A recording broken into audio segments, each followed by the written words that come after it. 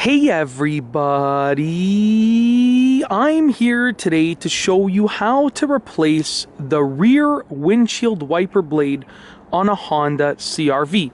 As you can see, this is a Honda CR-V and this is the rear windshield wiper. And I'm going to show you how to replace the actual blade on the wiper. It is unbelievably easy. It is so easy.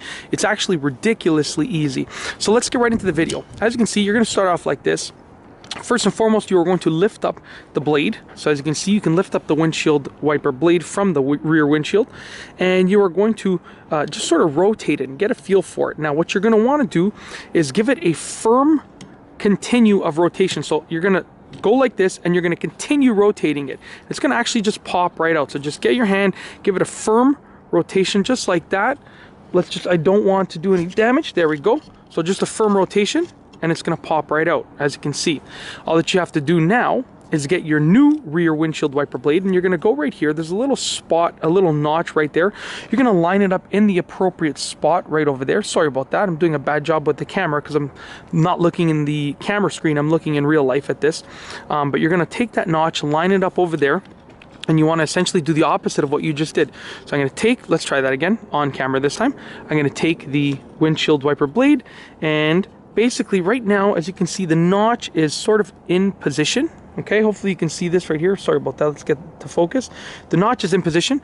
We are going to actually push it inwards. Okay, let's push it inwards just like that. And then, sorry about that, we'll try one more time.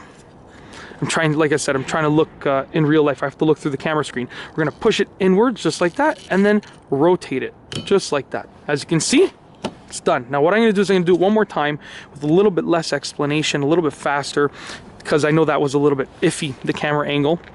What I'll do is I'll actually come from this angle over here. So once again, lift the rear windshield wiper up, rotate it, and continue rotating just like that. There you go.